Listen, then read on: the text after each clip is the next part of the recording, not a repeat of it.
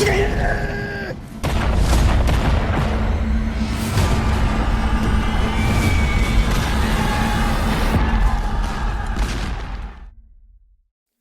there! Welcome back to the Pacific War Channel, the channel where we cover the complete history of the Asia-Pacific War from 1937 to 1945. We are currently looking at the major historical events that led up to the Pacific War, and today's episode is on the disastrous situation that led to the First Opium War of 1839 to 1842. So if you're not already subscribed and or left a like, please do so, as this bird does cost a lot of seeds, as you can see. What were the Opium Wars? As you will learn during this episode, they were two wars fought between China, Britain, and then later on, France was also involved in the second one. The major reason for the wars was the illicit opium trade that was being forced upon China by Britain mainly. Hey everyone, I just wanted to let you know I now have a Patreon account found at www.patreon.com/thepacificwarchannel. Over there you can find exclusive Patreon episodes and podcasts based on suggestions from patrons, and other benefits like early access to all of my content, live hangouts, your name in the end credits, and much, much more. So please go check it out. Why does this have any relevance on the Pacific War? The Opium Wars are the first real example of when Western forces disrupted Asia at a significant level. The Opium Wars left China weak and divided, a perfect piece of cake to cut from for all the Western powers, and most importantly, Japan, who would take advantage of this later on. But now, let's get to why this all occurred. Significant maritime trade between Europe and China can be linked back to 1557, when Portugal leased an outpost in Macau from the Qing Dynasty. This led to other European nations following their lead, one of which being the British Empire. The British began to appear around Chinese coasts sporadically from 1635 onwards. Now, historically, China was always fearful of outside destabilizing influences, and as a result, they had a rigid trade network known as the Chinese tributary system. The Chinese tributary system was a loose international relations network used predominantly by Japan and Korea prior to significant European involvement. The system required kowtowing to the emperor, like such, even lower actually, to acknowledge his superiority and that of China over all other nations. This was a tribute system with the intent to establish China as a superior nation who would overwhelm the other nations, making them unequal. The system also only allowed trade to take place in select ports, such as Zhoushan, Xiamen, and Canton. After the Ming Dynasty fell to the Qing Dynasty, the tribute system became the Canton system. Relatively the same, however, now it was only limited to the port of Canton, and Westerners had to do business through a Chinese merchant guild known as the Guang. Now, the reason why Westerners, and particularly the British, wanted desperately to trade with China was for its goods, those being porcelain, silk, and most importantly, tea. The only currency allowed to pay for these goods in China was silver. Now, Britain had a slight problem. It had begun importing tea at an exponential rate, starting in the mid-17th century. Where did Britain get the vast majority of its tea? Well, China, of course.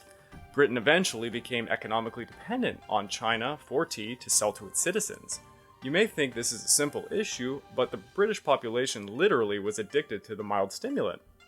Now, as you can imagine, in a situation where you can only buy Chinese tea with silver, Britain soon ran out of silver, and there was a trade deficit with China.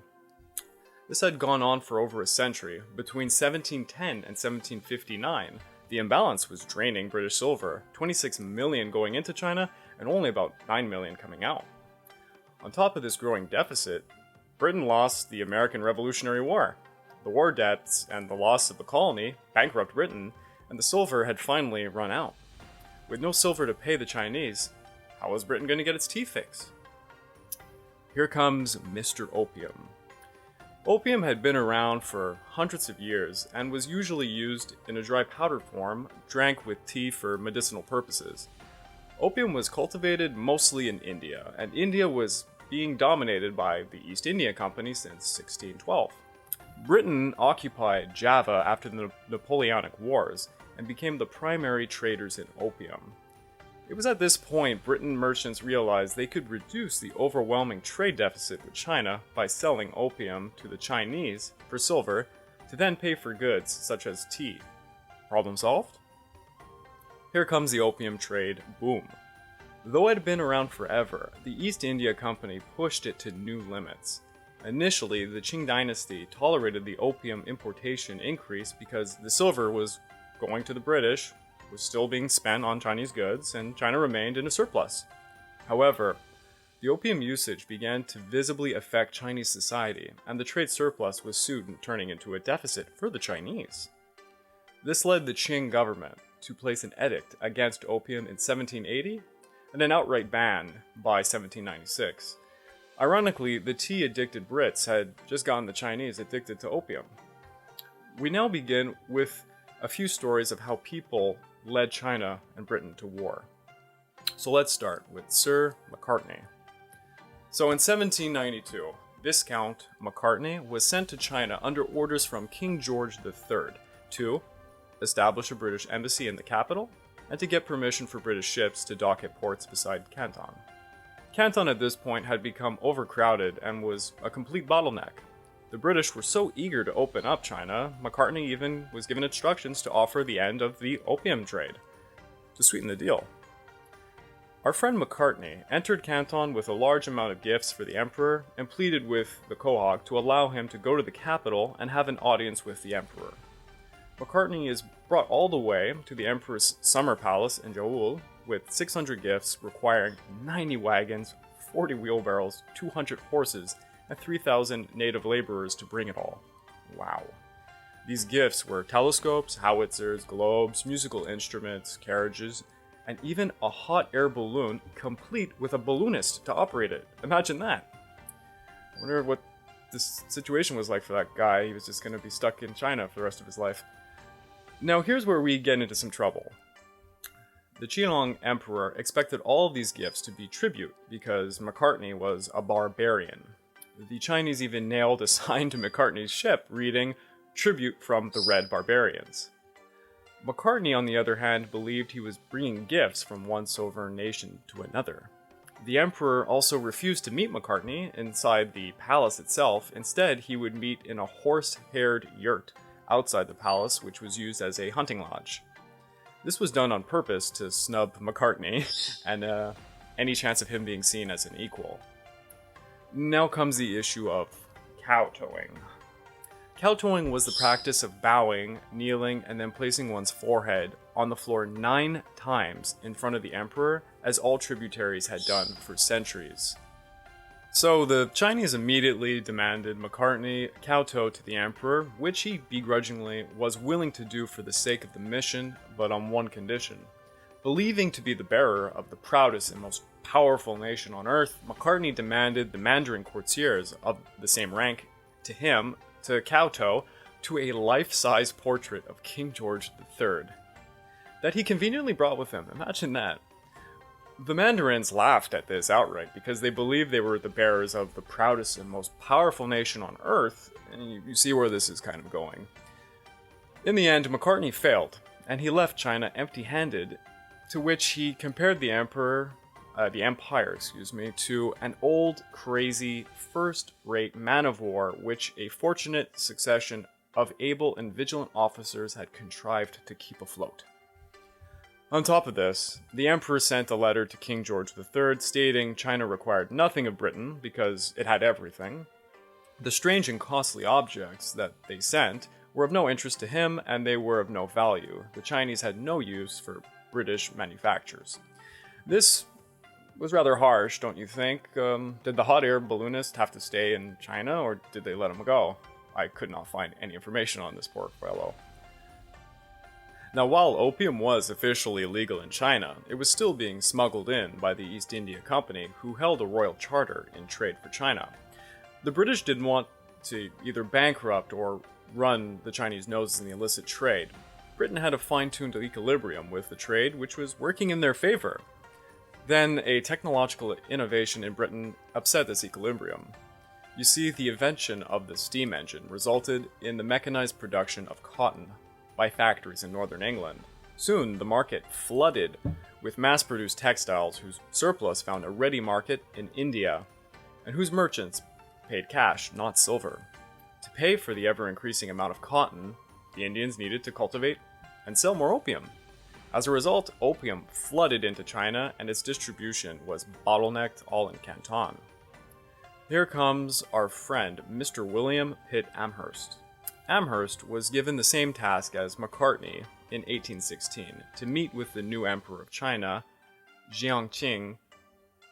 Amherst was also given the advice to not kowtow to the emperor by King George III himself, because this would result in another tributary relationship. Seeing the problem immediately, the Mandarin courtiers thought up a way to save face for both parties. They volunteered to clear the emperor's throne room and have Amherst kowtow to the emperor's empty chair. Amherst agreed to bow and to genuflect, but refused to put his face on the floor. That scared me. And especially not 9 times. The courtiers then made a rather hilarious plan. They woke Amherst in the middle of the night and quickly brought him to the throne room, half asleep. They thought he would be so disoriented and tired to resist the kowtowing. A Mandarin courtier even tried to shove Amherst in an attempt to make him put his face on the floor, but Amherst's trusty assistant, Stanton, grabbed him by the elbow, catching him before he could fall. In the end, Amherst left China without even seeing the emperor, and this was humiliating. So now in 1833, a reform-minded British Parliament abolished the East India Company's monopoly in China. This left China open to all British comers, and within a year, the amount of tea imported to Britain quadrupled. The trade in opium to pay for all this tea in 1830 was 18,000 chests. By 1833, it went up to 30,000 chests. Imagine that. A large reason for the increase in demand was the innovation in China's use of the drug. Typically, opium had been swallowed in a beverage form. Then, in the 18th century, the Chinese began smoking it. Opium affected China dramatically. Not only was draining silver out of China, but many Chinese across the socioeconomic ladder were laying off work to smoke up. Shopkeepers, servants, soldiers, and even Taoist priests were drifting into a week-long escapade, smoking opium in a hut. So after the East India monopoly ended, the British realized they required a representative to be a taipan, or chief executive in Canton, to control and conduct this trade.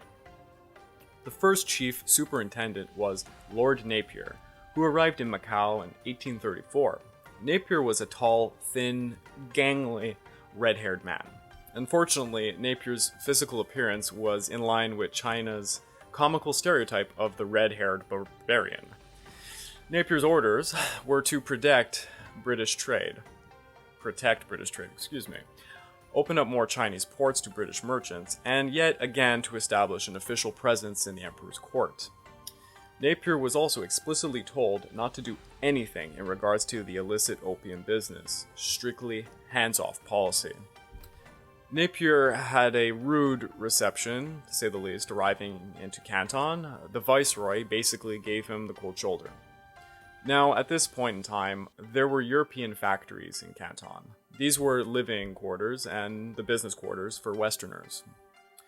Now, after some rocky engagements with the viceroy of Canton named Lu Kun, there came some problems. Lu Kun became annoyed at Napier's arrogant behavior, he was British after all, and ordered him to leave Canton and return to Macau. To further the point, Lu Kun also halted all trade with Britain until Napier left. Pretty rude. Now, Lu Kun's edicts actually delighted some British merchants, who now believed that some sort of intervention by the British government may occur to aid their pockets. The largest and most influential trading companies in Canton, Jardine and Matheson, took this opportunity to urge Napier to retaliate for Lu Kun's atrocious behavior. Napier took this advice and sent a letter back to England urging that force be used against China. His letter read, 3 or 4 frigates and brigs with a steady few British troops would settle this thing. The exploit is to be performed with a facility unknown even in the capture of paltry West Indian islands. So on August 16, 1834, the Viceroy of Canton enacted a partial embargo on British imports, leading Napier to write another letter to Britain calling for military intervention. Napier's letter read, "What can an army of bows and arrows and pikes and shield do against a handful of British veterans?" Meanwhile, Napier decided to bypass Lu Kun and make his case directly to the residents of Canton, arguing they would be hurt by the trade embargo with Britain. This enraged Lu Kun, as you can imagine, who threatened to embargo all British trade permanently and force all British residents out of Canton. Chinese soldiers began to surround the factory with the residents inside. Napier ordered 3 frigates, Andromache, Amoy, and Louisa, to come to Canton, which was guarded by 2 bogey forts. Napier knew the Chinese would attack the ships and ordered Captain Blackwood to fire back and destroy the fort's cannons. When the British ships came, the bogies' 60 cannons began to fire, completely shooting overhead of the British ships. You see, the cannons they were using were very outdated, and they were bolted literally to the ground, incapable of aiming properly. Jack Beechin said of the event, "They were more like fireworks than piece of ordnance." The frigates sailed past the forts, destroying the bogey cannons, while Charles Elliot, captain of Louisa, sat in a chair, sunbathing on deck as it occurred. Only 2 British sailors were killed during what became known as the Battle of the Bogue. But outright war was averted because Napier got very ill and had to leave. That's really convenient. The Duke of Wellington, as a result, canned Napier and replaced him with John Francis Davis, who immediately refused the terrible job when he figured out what it was going to be like. Then our sunbathing captain friend, Captain Charles Elliot, was appointed Chief Superintendent of Trade in June 1836. Foreign Minister Lord Palmerston ordered Elliot to make sure tea continued to be safely shipped out of China and into the teacups of English drawing rooms for the ritual afternoon tea. The opium trade was to be ignored, as it was paying for the tea. So on November 1836, the Daozhong Emperor banned the importation and use of opium in China as it was in a full crisis. The number of Chinese addicts at the time Elliot took office was estimated between 4 to 12 million Chinese. The Viceroy of Canton during all of this completely ignored the business, as he was corrupt, and instead brutalized the local Chinese merchants instead of attacking the British. That must have pleased the Chinese very much. Thus, in 1838, Daozhong sent, and I apologize again, I hope I'm pronouncing these right, Lin Jieshu, the governor of Hubei and Hunan, to take on the crisis. Lin Jieshu had an impeccable reputation, having suppressed the opium trade in Hubei and Hunan provinces prior. Nicknamed Blue Sky because it was said that he was as pure as an unblemished and cloudless sky. It's actually quite beautiful. High Commissioner Lin Jieshu sent a memorandum to the emperor complaining that Chinese customers spent over 100 million taels of silver on opium, while the entire Chinese government budget was only 40 million taels.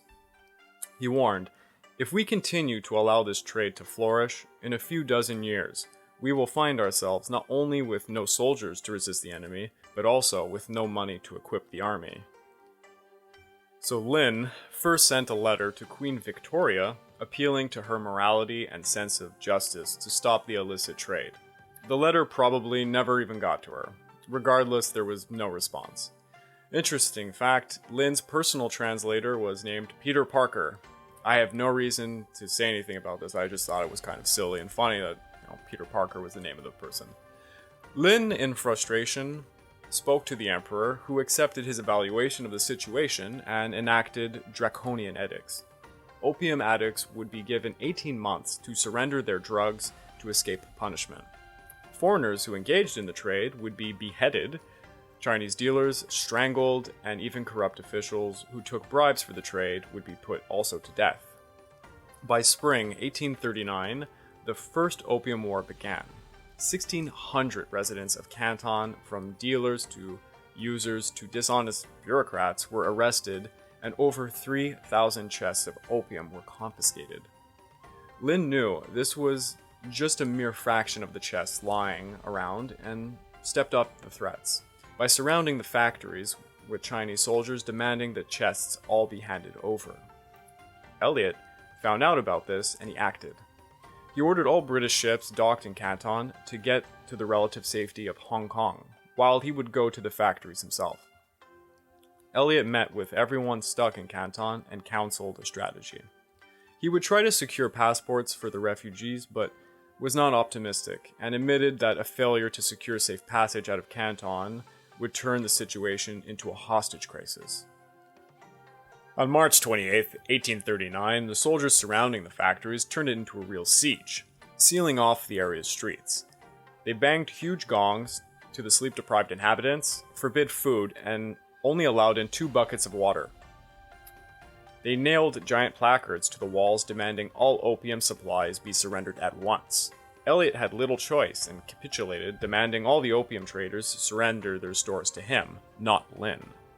He then gave his word that the British government would reimburse the merchants for their losses, a promise he was not authorized to make, a very big mistake. Elliot soon was handed 20,000 chests of opium worth an estimated $20 million. Please note, real estimates were probably 12 million, but they said 20. They were probably fighting for more. So, on May 24th, 1839, Lin believed that the British had surrendered all their stores and ordered all the merchants who engaged in the opium trade to leave China and never come back. They sailed out of Canton under the command of Captain Elliot himself. Lin then dumped all the opium into pits and destroyed them. Now, an enraged Britain had reimbursement debt of $20 million to pay to their merchants, and the road to war had finally emerged. So just to recap, because I know this might actually be a little bit confusing, the major reasons for why this situation occurred. Number 1, China's overwhelming conviction sustained by over 4,000 years of historical memory, representing the pinnacle of civilization on the planet and believing all other nations to be simple barbarians who should not be dealt with as equals, but instead as only tribute bearers. This angered Western nations who felt they were equals, such as the British Empire. Number 2, China's monopoly on the production of tea, and to a lesser extent, porcelain and silk. Combine this with the insistence of being paid in only silver bullion. Britain became dependent and literally addicted to the tea. The bankrupt British began trading opium to China to meet their tea needs, and the Chinese became addicted to opium. Number 3, the emergence of the British Empire as being the most technological, dominant, industrialized power in the world broke the trade equilibrium. China fell into a major deficit and had to act in order to protect its nation. So, to briefly summarize, Britain became economically dependent on importing tea from China, which it could only pay for using silver. This trade was a major silver deficit for Britain, and it went on for over a century. After the American Revolution, Britain lost almost all of its remaining silver to war debts and could no longer purchase tea from China. Britain then came up with the idea of selling opium to China to receive silver to pay for its tea addiction. This led to the High Commissioner Lin Zexu to confiscate over 20,000 chests of opium from British merchants while taking British factories in Canton hostage, which was under a siege. The chief superintendent, Captain Charles Elliot, promised that the British government would reimburse the merchants, which the British government never agreed to do. So, Charles Elliot messed up when he promised the British merchants that the British government would compensate them for the confiscated opium. The British government, as a result, promised $2.5 million of compensation, which was just a mere fraction of the $20 million lost. By May 1839, the merchants began complaining to Parliament for British troops to be sent to extract the compensation from the Chinese. By June, Elliot allied himself to the merchants' cause and asked the Foreign Secretary for warships and troops. During all of this opium business, which was going on, one confiscation effort was not going to stop it. Elliot ordered the remaining British left in Canton to evacuate so there would be no hostages at stake, and now he felt free to attack the Chinese. On June 10, 1839, the Chinese ships stopped British ships from bringing food and water ashore to the British who were stuck in Macau.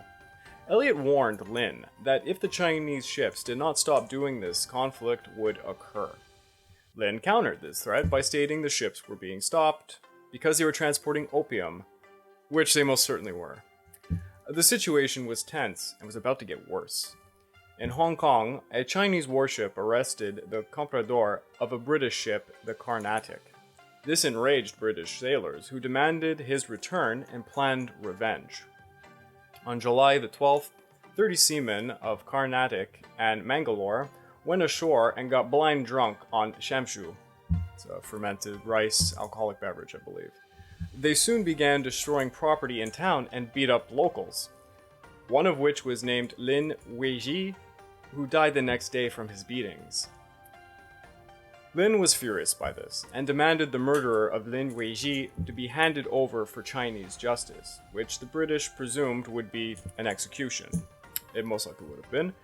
In Lin's words, "He who kills a man must pay the penalty of life." Instead of handing anyone over, Elliot performed his own inquiry and court, which led to charges of riot and assault, but no murder or manslaughter. Go figure. Elliot refused to hand over anyone, and Lin saw this as British unilaterally denying Chinese sovereignty. Lin then officially forbid the sale of food or water to all British citizens, under penalty of death, until the murderer of Weiji was handed over. On August 24th, Macau's governor, Don Adrio Acasio de Silveira Pinto, I'm sorry, that's a little difficult name, announced the Chinese had ordered him to expel the British from the colony. The same day, 2 ships, the Harriet and Black Joke, arrived in Macau. Black Joke is a really cool name for a ship. The Black Joke had blood all over its decks. The entire crew disappeared, being towed in by the Harriet. The British soon learned that the night before, unidentified Chinese boarded the Black Joke as it passed Lantau Island, massacring the entire crew, reported by a sole survivor of the incident. Actually, this guy was holding on to one of the rudders on the back of the ship, and he just wasn't seen by the Chinese apparently, and he survived the entire trip, being dragged in the water. It's pretty fascinating when I read that little remark. Side note. A day later, the gunboat Valaj arrived from India with news that another warship, the Hyacinth, would be arriving shortly. Elliot ordered everyone to sail out from Macau to Kowloon Peninsula above Hong Kong. Lin sailed out to find the British all stuck on their boats in Kowloon and made a naval standoff. Elliot realized the Chinese were again stopping food and water shipments to his people and demanded that food and water be given to them by 2 p.m. or else he would attack the Chinese warships. When 2 p.m. came without response, Captain Henry Smith of the Valaj fired on the nearest Chinese ship, and this is technically known as the first shot of the Opium War. The Chinese named it the Battle of Kowloon. The British fired grape shot and round shot at the Chinese, killing and wounding a few. The outdated cannons on the Chinese warships were aimed too high and missed all the British warships when they fired. Please take note of this, as it's going to be a very large issue for the next 2 episodes. These cannons in question. The British ships soon ran out of cartridges and fled the scene, with the Chinese in pursuit. But eventually they gave up. The Chinese reported to Lin a great naval victory over the British interlopers, including the sinking of enemy ships and inflicting 50 casualties. But in reality, the British ships were not sunk. There was no casualties on the British side, and the British, honestly, they only reported maybe 1 drowned sailor, so they were lying. Lin made a surprising compromise by asking Elliot to deliver him the drowned sailor's corpse that I just mentioned to be served up as the murderer of Weiji, the supposed reason for all of the conflict in question. Elliot refused, because handing over even a corpse would be surrendering British judicial sovereignty. Luckily for Elliot, the Hyacinth arrived, and a letter from the Foreign Secretary, Palmerston, on October 20th, 1839, arrived. The letter informed him that the next summer, 16 British ships with 4 troops would arrive to rescue them from Kowloon, Hong Kong harbor. While Elliot wanted to wait for reinforcements to arrive, he had another problem. British merchant captains had been striking a deal with Lin, promising to not trade opium. Under the penalty of death, a contract that belittled British sovereignty was made between them.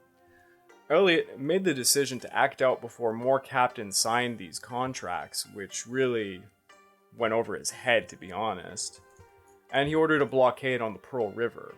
When the British ships got to Chumai on the Pearl River, they found a fleet of 15 Chinese war junks, 14 fire ships, all commanded by an old and revered admiral, Hong Xiuquan. Elliot hesitated to attack, but Captain Smith of the Volage demanded that they strike at the Chinese. Quan anchored then his ships directly between the British warships and the merchant ships, forcing Elliot to give in to Smith's demands. The British ships went broadside and fired on the Chinese. The Chinese warships' stationary guns could not aim effectively and fired over the masts of the British warships yet again. One lucky volley hit the Chinese warship's magazine, exploding it. This caused a massive panic, and the Volage scored more hits at closer range, taking out another 3 Chinese warships. The entire Chinese fleet fled, leaving Khan's flagship alone, in which he made a suicidal last stand, firing upon the British. Elliot and the British were so impressed by old Khan, they honestly just allowed him to flee unharmed. This fleet battle was known as the Sea Battle of Chumai, where over 26 Chinese warships, the largest fleet that they could muster, was bested by only 2 British warships, and not a single British casualty occurred, whereupon around 15 Chinese had died. News of the sea battle reached the British government, who remained in denial on the reasons for the friction, that being the illicit opium trade. On June the 4th, the Bombay Chamber of Commerce now petitioned Queen Victoria demanding compensation for the confiscated opium and military action to prevent future seizures. On April 24th, 1840, the British cabinet met to deal with the China problem. Goaded by his Secretary and State of War, Thomas Babington Macaulay, Prime Minister Melbourne came up with an ingenious way to finance the war against China. Frankly, we're gonna make China pay for it. Honestly, this is what he said. So the British saw the event as a quick and easy victory. They would force the Chinese to pay reparations, which would serve to pay off the opium confiscated debt to the government. So it was a win-win. To save face in the public opinion, however, the British government stated that millions would be spent in the defense of British subjects in China, but not a single penny of compensation over opium. Not a single vote would even speak of reimbursement. They needed to keep very quiet about this. On top of all this, some British war hawks floated the idea that after hostilities brought upon China to heal, perhaps the country would become a British jewel similar to the British Raj. Palmerston sent orders to Elliot to prepare for official war. In his letter, Palmerston instructed the blockade of the Pearl River, Yangtze River, and the capture of Chushan Island, and to then negotiate with the Qing officials. His second letter was for the emperor, which demanded to be treated with respect due to the royal envoy by Qing authorities, secure the right of British superintendent to administer justice to British subjects in China, compensation for destroyed British property, to have the most favorable trading status with the Chinese government, the right for foreigners to safely inhabit and own property in China, ensure that if contraband is seized in accordance with Chinese law, no harm comes to the persons of British subjects carrying illicit goods in China, end the Canton system, ask for the cities of Canton, Amoy, Shanghai, and Ningbo, and the province of Northern Formosa to be freely open to trade for all foreign powers, and lastly, secure islands along the Chinese coast that can easily be defended and provisioned, or exchanged capture islands for favorable trading terms. So, on June the 9th, 1840, Palmerston's promised military assistance to Elliot arrived. 3 third-rate ships of the line ships Wellesley, Blenheim, and Melville, 4 armed steamers Atalanta, Enterprise, Madagascar, and Queen, and a small armada of 27 troopships, all bearing with the 26th Cameronians, the 18th Royal Irish, and the 49th Bengal Volunteers all came to save China from the Chinese, quite frankly. And of course, the ships brought with them secretly 10,000 chests of opium. Don't forget, opium is being traded the entire time this war is going on, and never stopped. Sir George Eliot, the cousin of Charles Eliot, to make this even more confusing, joined the Armada to make this more complicated, and both Eliots boarded the Wesley, sailing for Chushan Island. On July the 1st, the Armada anchored in the harbor of Jinghai on the Chushan Island, 100 miles southeast of Shanghai. 12 Chinese warships followed the British Armada from a safe distance. The British sent an envoy demanding the surrender of Chushan in 24 hours or to face the consequences. 24 hours passed and the Chinese did not surrender. At 2 p.m. on July the 5th, the Wellesley fired a single cannonade at a tower which served as a buffer for Jinghai, a mile inland. The Chinese responded with a single shot. Then they began returning volleys for about 10 minutes as Lieutenant Colonel George Burrell, commander of the 18th Brigade, led a landing party in small ships. Inexplicably, the Chinese ceased fire as the assault team approached the shore. The British made good use of the ceasefire by blowing up 4 Chinese warships. The British guns demolished the fort's towers and seawalls as men landed ashore where there was no one to fight. The Chinese defenders had fled almost as soon as the gunfire began, and the Brigadier Zhang had his legs blown off by a bombardment and was fleeing on a litter. A detachment of Indian soldiers set up an artillery position on a hill overlooking Jinghai and began to shell the defenseless inhabitants. The British, without losing one man, planted the flag by the Joss House after 45 minutes between landing and taking the hill. The Chinese dead numbered around 13. News came to Peking, where terrified mandarins lied to the emperor about the crisis and making it seem like the British were weak and ineffective. Take note of this, as the emperor will be fed propaganda by his own people during the entire war, as they were too afraid to admit how serious the situation had become. Qishan, a high-ranking Manchu official, replaced Lin after he was discharged for his failure to solve the opioid crisis. Eliot met with Qishan in Beihei Bay on the Pearl River to negotiate, as the capture of Chushan certainly threatened the emperor. Qishan demanded a promise that the British would cease exporting opium. Eliot said he didn't have the power to grant such a concession and argued that if the Chinese wanted the opium trade to end, they should simply stop using it. This argument would be used consistently by British during the war. That's quite cute. Eliot then forcefully demanded reparations for the 20,000 chests of opium that were confiscated to reimburse British for the war. Qishan called these demands absurd, and talks began to lead nowhere. Qishan advised that should they all meet in Canton instead, obviously trying to get all the British far away from the capital and the emperor, as soon as possible, because he was under threat during all this. Eliot felt the fleet was unprotected in Beihei Bay, and he sailed away, giving the Chinese the impression the invaders were not continuing the war. On November the 25th, 1840, a 660-ton steamship named Nemesis arrived at Macau. Remember this ship's name, as it becomes a nightmare and a legend during this war. An exemplar of the state-of-art technology, Nemesis was the first steam-powered vessel to round the treacherous Cape of Good Hope. Steam power was to make its worldwide naval debut in the First Opium War. The Nemesis arrived during the next parley between Qishan and the Eliots on November the 29th, 1840 in Canton. This time, Eliot demanded the opening of Amoy, Fuzhou, Ningbo, and Shanghai, the surrender of an unspecified island, and the reimbursement for the confiscated opium, alongside reparations for British war costs.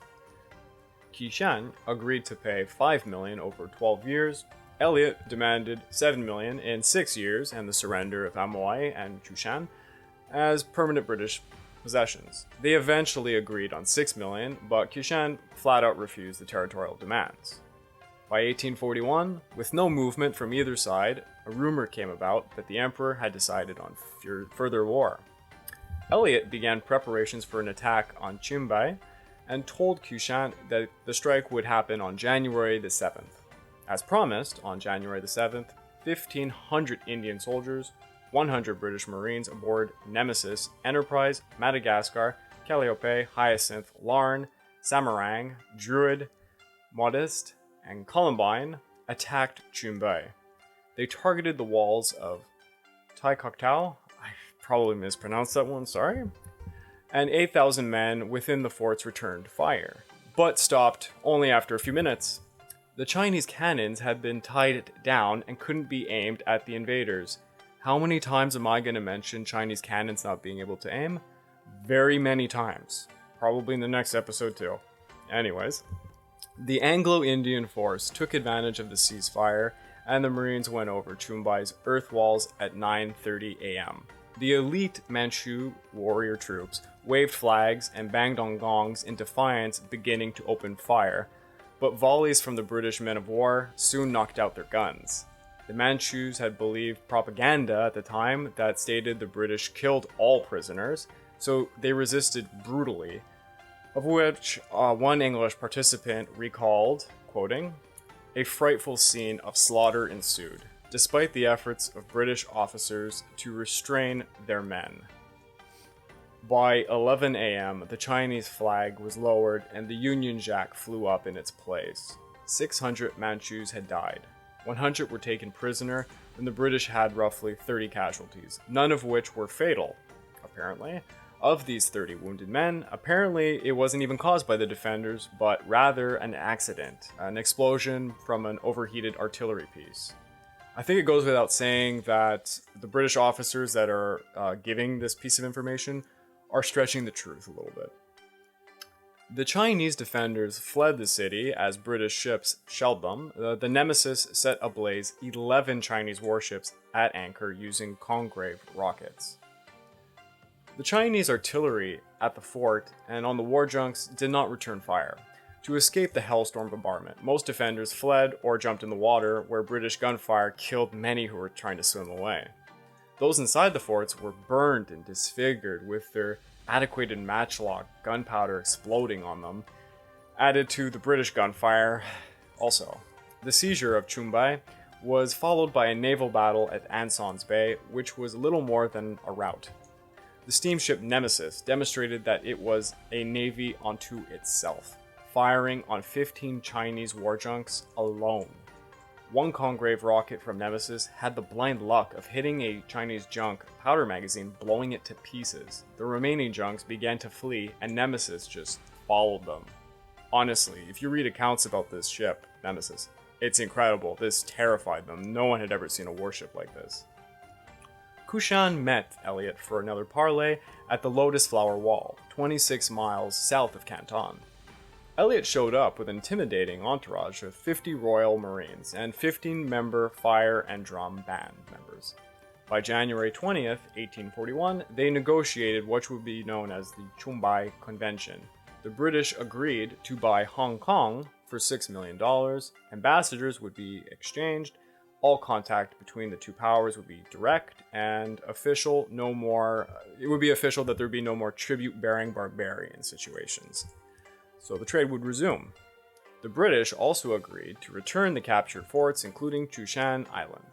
The Chinese were to pay $6 million in reparations for the war costs, thus completely neutralizing the purchase of Hong Kong, if you think about it, making it free. Qushan presumed that the emperor and his court would agree to this indemnity because they planned to extort the sum of money from the Hong merchants, which they did. So the Chinese had a little sneaky deal in all this as well. Palmerston was outraged when he found out that Elliot did not demand reimbursement for 20,000 opium chests, and the emperor was very outraged by Qushan for selling Hong Kong. When Elliot received news from Palmerston, it read that the British government would not ratify the agreement. On the same day, the emperor ordered Qushan to stop negotiations with the barbarians because military reinforcements were being sent to Canton from the interior of China. 70-year-old General Yang Fang was sent, an unlikely choice for Generalissimo, to be the last hope for China to wrestle sovereignty from the encroaching British. Fang Yang was reportedly so deaf At this point in his career, he gave orders to his men in writing only. The emperor also enlisted his cousin, Yishan, to be the new diplomat to Canton. On February the 1st, 1841, despite the Chumai Convention not being agreed upon, Elliot unilaterally proclaimed Hong Kong British territory. Why not? Qiushan met Elliot again at the Second Bar, an island 20 miles southeast of Canton, refusing to put the imperial seal on the Convention of Chumai. None of this mattered, of course. Qiushan had already been fired by the emperor, and he was simply too embarrassed to let the British know. On February the 26th, 1841, in order to secure the Canton Riverway, the Melville, Queen, Wellesley, Druid, Modest began to shell forts on Wangtong and Unyonggoi, I'm so sorry, I probably wrecked that name, islands. The stationary guns of the forts yet again shot over the British ships aimlessly, as they sadly always do in this. Within 15 minutes, the Chinese stopped firing as Anglo-Indian soldiers landed on Wangtong. The unfortunate Chinese, crammed into trenches, begged for mercy. It is reported that the Indian soldiers began executing prisoners while British officers tried to stop them. But I would take that with a grain of salt. It again smells like British propaganda. When the forces took the empty forts, it was found out that the defenders had begun retreating as soon as the landing had even begun. Within 2 hours, the forts of Anyunggwai were also taken with minimal effort.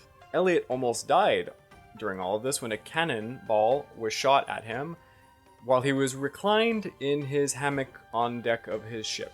How truly British of him. Over 1,000 Chinese were taken prisoner. Old Admiral Khan was found dead with a bayonet in his chest, unfortunately. The British gave the old warrior a cannon salute from Blenheim and allowed his family to retrieve his body and sail off with it. With all the forts fallen, the mouth of the Canton River and the gateway to Canton now belonged to the British. The British continued to Canton, removing barrier chains and demolishing forts as the Armada approached Canton City. Its 10,000 residents began to flee. The harbor was too shallow for Nemesis, so Elliot took her unaccompanied up the Canton River, destroying more forts and 9 Chinese warships, because the Nemesis was certainly just a nightmare to do this solo. The Chinese had never seen a steamship before, and the Nemesis was literally, it could just handle them. So, the emperor had Qiushan arrested and put into chains, his entire fortune and land taken from him, and he was sentenced to hard labor in China's northern border with Russia. Poor Qiushan. On March 13th, 1841, the British had seized Canton, destroying all Chinese ships in harbor and all the defensive structures within the city. A representative, Hao Kuai, the most influential Chinese merchant who dealt with the British, begged Elliot for a truce on behalf of General Fang.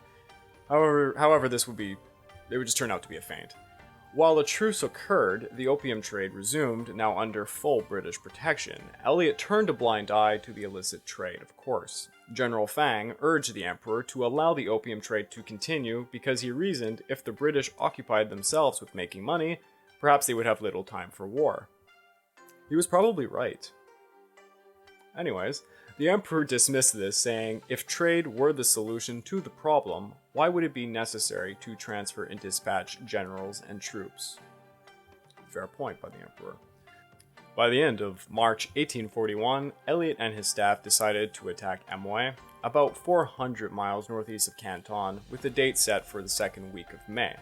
Chinese troops began to amass around Canton, and Fang used this as a bargaining chip. Elliot heeded the warning, but instead of suing for peace, he cancelled the attack on Amoy and concentrated on the armed camp at Canton. May 25th, 1841, Nemesis towed 70 sailing ships full of 2,000 troops to Qingpu, 2 miles northwest of Canton. It was the ideal location to march on the massed Chinese forces at Canton. Before they could attack on May the 27th, however, a mandarin waving a white flag arrived at a nearby fort. While waiting for the Chinese commander to negotiate on May 29th, General Fang suddenly broke the truce and attacked Canton with the battle cry, "Exterminate the rebels." Chinese troops began looting and tearing down the factories in Canton, but the British safely sailed up the Pearl River, bombarding the walls of Canton while they did so. The occupiers of Canton numbered 20,000 and began to fortify the city. Another ceasefire was agreed to. This time the Chinese promised to pay 6 million within 7 days if the British did not attack and or sack Canton. Yi Shan came to Canton to oversee the payment of $6 million. Having deemed Canton factories safe for its residents, Elliot turned away from Canton to sail for Hong Kong now. Unfortunately, on April the 30th, 1841, Elliot was dismissed by Palmerston while he was in Hong Kong preparing for an attack on Amoy still. Elliot had enraged Parliament too many times and was giving meager settlements with the Chinese. Didn't look good on him. 6 million was a fraction of the cost of the 20,000 chests of opium. Elliot's replacement was to be Sir Henry Pottinger, a previous diplomat for the East India Company, as Sir William Parker became commander-in-chief and Major General Goh would command land forces. On August 21st, 1841, the new armada of 32 ships and 27,000 men set en route for Amoy. Amoy was fortified with 200 guns to defend the harbor, 42 guns, and 10,000 troops to defend the citadel alone. On nearby Kolongzu Island, which protected the approach to Amoy, was over 76 guns. Modeste, Blonde, and Druid blasted the walls of Kolongzu from over 400 yards away, while Kolongzu's guns could do absolutely nothing. After 96 minutes of fire on Amoy, the Chinese guns fell silent and the British troops landed without opposition. 26 Chinese warships were all put out of commission in harbor. Sir Hugo personally led a bayonet charge, circling around the fortress on Amoy as the Manchu defenders shot back with matchlock rifles. The Manchus were utterly destroyed and their commander committed suicide by drowning himself. When the invaders searched for loot, there was none to be had, as the defenders had run off with all of it. After weeks of delay due to storms, the Armada left a garrison to defend Amoy and then set off yet again for Chushan. By September 25th, 1841, the Armada attacked the fort of Dinghai on the island of Chushan, taking it while only receiving a single casualty.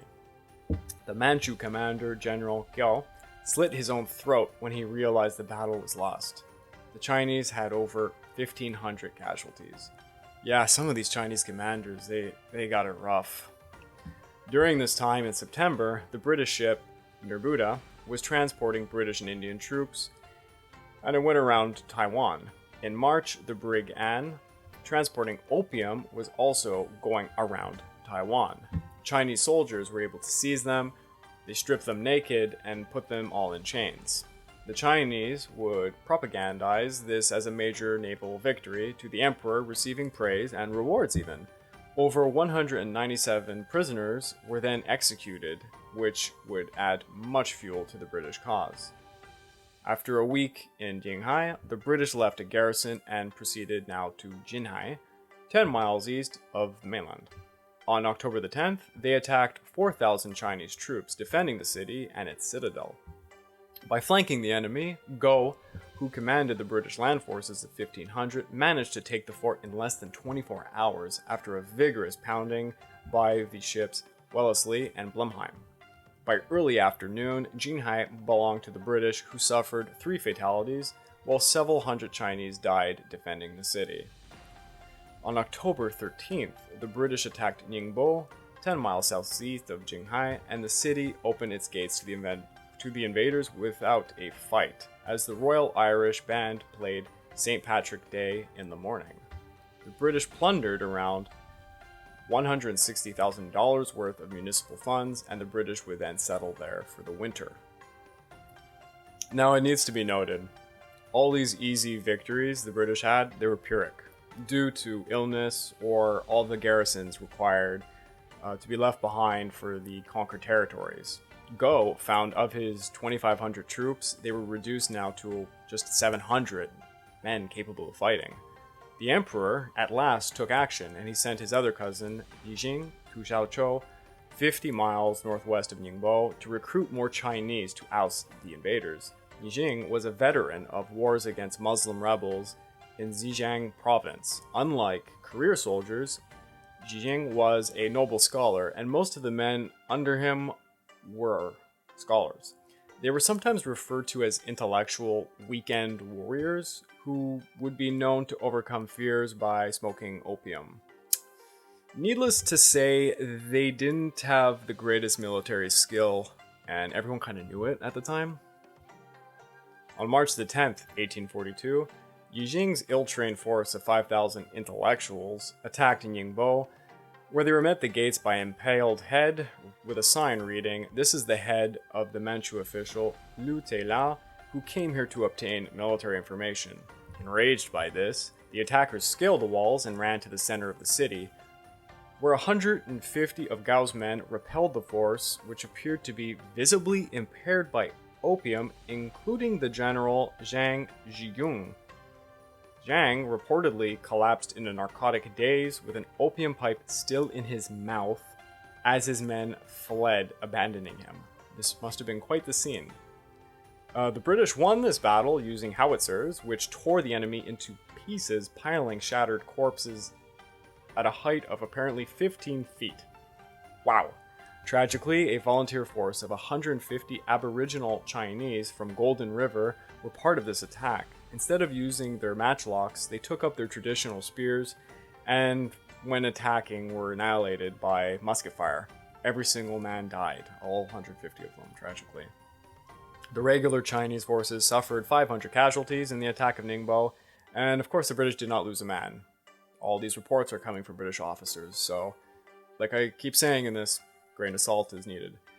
For failing to retake Ningbo, the emperor sentenced Yijing to death.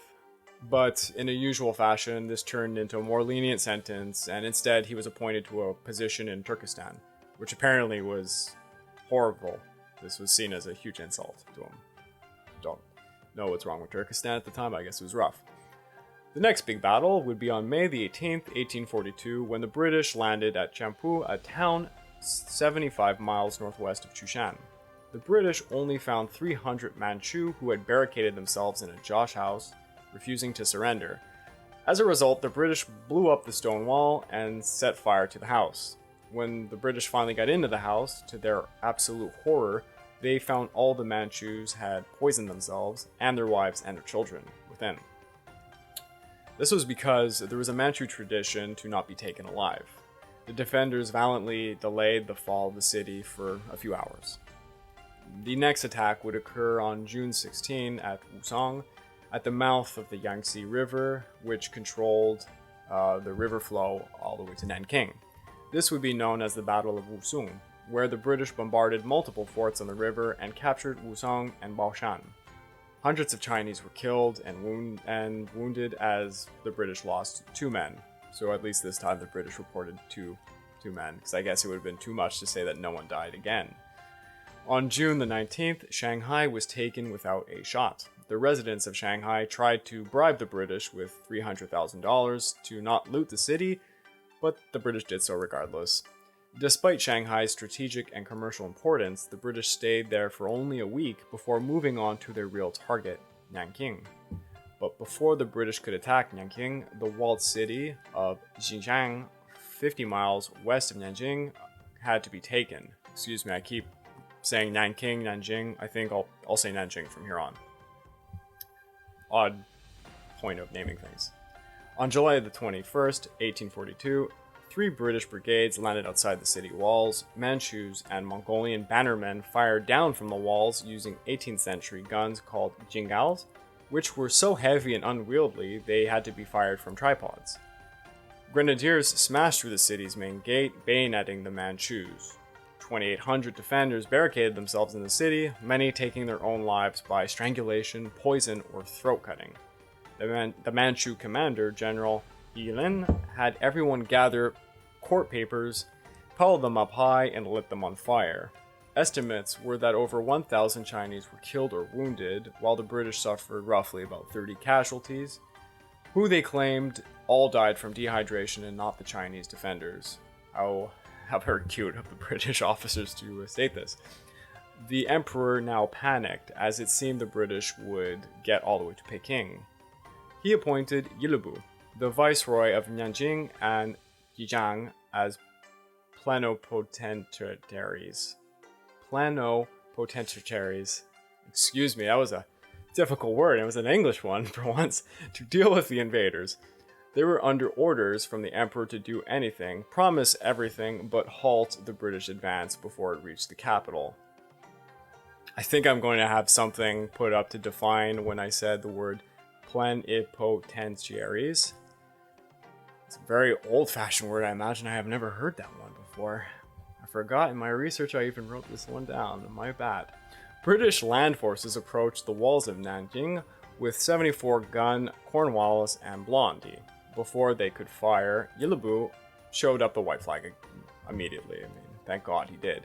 Negotiations went on for quite a few days. Yilubu attempted an arrogant stance at the beginning, but Pottinger was quite blunt and threatening, going on to say, after Nanjing falls, the capital was next.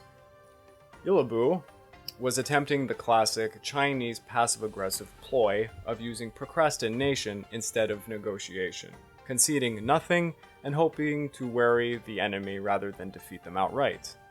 The British had become so accustomed to this ploy by this point, they informed him that Nanjing would be attacked on August the 13th, promptly. The next day, Yilubu swallowed his pride and made a personal appearance upon the Queen, promising to begin serious negotiations now. 4 days of back-and-forth negotiations created a treaty, but despite his claim of plenipotentiary, Yilubu asked to send a copy to the emperor for approval, which the British accepted. While waiting for word from Peking, Pottinger questioned Yilubu about the opium trade, which was the reason for the onset of the war, and the Chinese were actually very unwilling to talk about it. Promising to make the minutes secret, however, Yilubu suggested then the British stop the production of the crop in India, to which Pottinger countered that if the British stopped, some other nation would just pick up the trade in their stead. Pottinger threw in the face Yilubu that, if your people are virtuous, they will desist the evil practice, and if your officers are incorruptible and obey their orders, no opium can enter your country. The Chinese realized the opium issue was a deal breaker, and the empire desperately needed a deal, so they dropped the matter completely.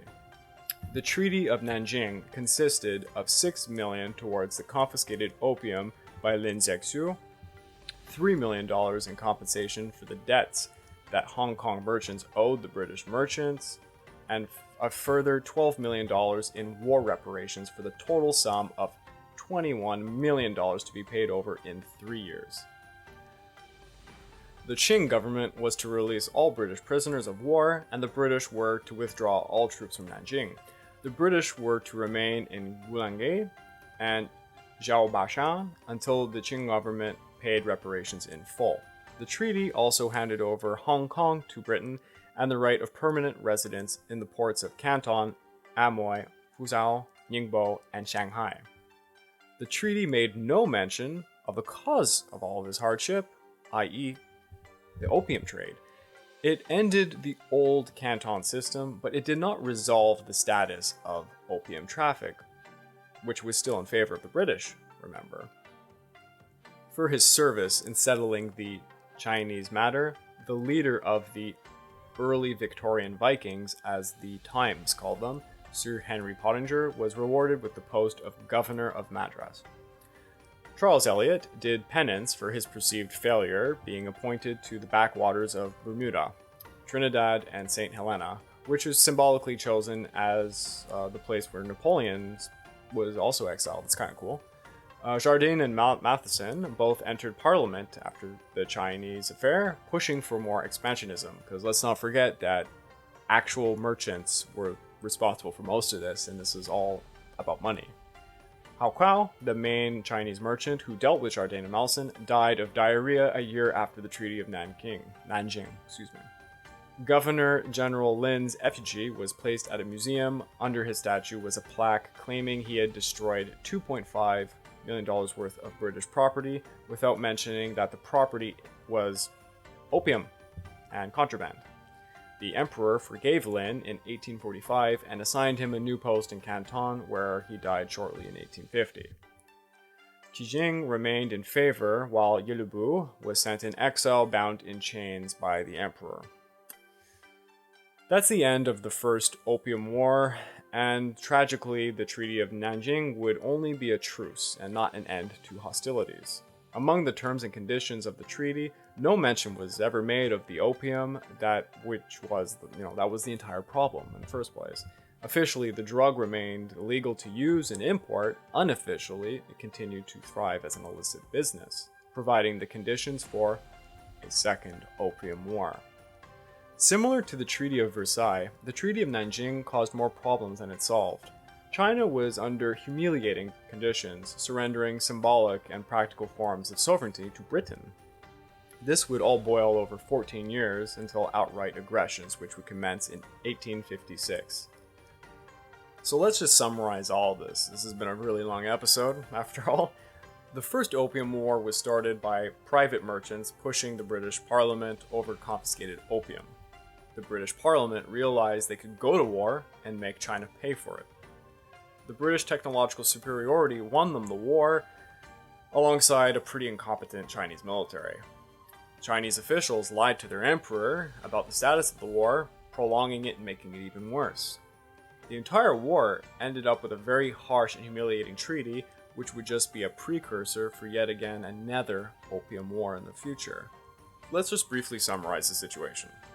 The 1842 Treaty of Nanking in many ways was similar to the Treaty of Versailles that ended World War I and paved the grievances that led to World War II. The Treaty of Nanking was humiliating for China, and it was a symbolic and practical surrender of her sovereignty to Britain. The treaty consisted of China paying $21 million to Britain over a 3-year period, the release of all prisoners. Hong Kong was now Britain's colony, and Britain could now have permanent residence at the ports of Canton, Amoy, Pushao, Ningbo, and Shanghai. This also ended the Canton system, which was a system in which Western countries could only trade within Canton. Last, there was absolutely no resolve for the status of the illicit opium trade, thus greatly favoring Britain as it would continue to thrive. Now, the grand vision of northern England after the First Opium War was that its mass-produced cotton textiles would penetrate the newly opened Chinese market. This turned out to be a failure. China simply preferred their own homespun silk, cloth to British products. On the other hand, the British couldn't get enough of Chinese silk, and tea, of course. Between the two opium wars, the opium business became known in China as the poison trade. Another business that sprang up was the hiring of Chinese coolies to serve on boats and abroad. This business became known as the pig trade, and the term Shanghaied actually came from the fact that most coolies were drugged up and kidnapped, thrown onto overcrowded and filthy ships with such a high mortality rate that half died on their way to work. It's quite awful. Now, not everyone in Britain agreed with this disgusting trade. Many faith networks fought alongside empathetic parliament leaders to combat the pig trade. They secured an enactment called the Chinese Passenger Act of 1855, and while this did not outlaw the trade of coolies, it codified and improved conditions in which they were transported. In 1850, the Daoguang Emperor died, and in his will he begged forgiveness for agreeing to sign the shameful Treaty of Nanking. His fourth son, Yang Fang, succeeded him at the age of 19. Xiao Fang was an opium addict and spent almost all of his time with his concubine harem. Two major disasters added to the opium crisis, which ignited the Second Opium War. High government office was originally only obtained by rigorous examinations which guaranteed the competence of the ruling class in China.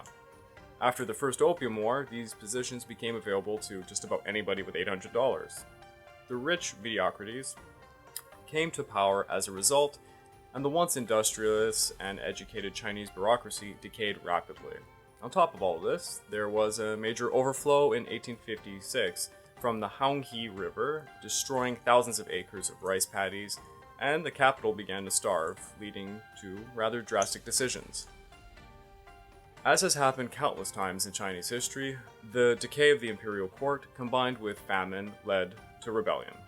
this would be known as the Taiping Rebellion of 1850 to 1864, and I'll actually be covering this event in the next episode in much greater detail. An anti-Manchu revolt by native Chinese populations rose up, and it was almost toppled by the Manchu-run dynasty. The Taiping Rebellion began in the southeastern province of Guangxi. The leader of the movement was Hong Xiuquan. Hong's family was Hakka, a minority people in southern China with distinctive customs and language that set them apart from mainstream Han and Manchu society. Because remember, China consisted of a variety of people.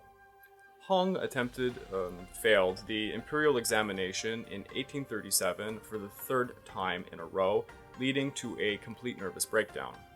The imperial examinations allowed people to take up positions in government office.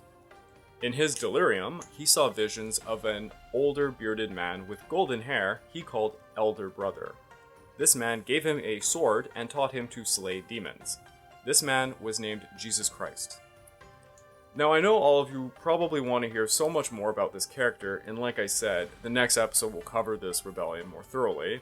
But anyways, Hong was seen as a mystic who turned to Christianity and was extremely antagonistic towards Confucianism. He even attacked their shrines.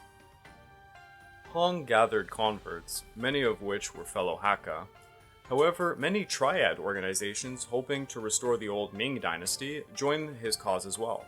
Hong's radical forces were called the God Worshippers, and were hated by the Qing government and Westerners. They represented an anti-capitalist force who also bastardized Christianity. The Qing government feared that they would be overthrown by them. The Westerners feared that if the rebels took over, their treaties and trade network would be ruined as a result. By the fall of 1851, the God Worshippers went from a few thousand peasants to over 1 million troops. Part of their cult was the banning of the opium use, while the Qing armies were suffering from rates of 90% opium addiction. This led the rebels to have an overwhelming military success. Hong took Guangxi, attacked Hunan, and even took Nanjing. It was in Nanjing where it seems Hong and his commanders got a little soft and settled down, enjoying the city for over a decade. Now, in order to combat the rebels, the emperor hired Mongol mercenaries commanded by Prince Senglunqin. Hope I pronounced that right. Who we will call Tsang from this point on. This was a huge gamble as the Mongols once ruled China, and Tsang was known to have pretensions to the Manchu throne. The gamble paid off, however, as the rebel infantry was no match for the Mongol riders. The Mongol armies stopped the rebels from threatening the capital of Peking, and this led the rebellion to do guerrilla warfare.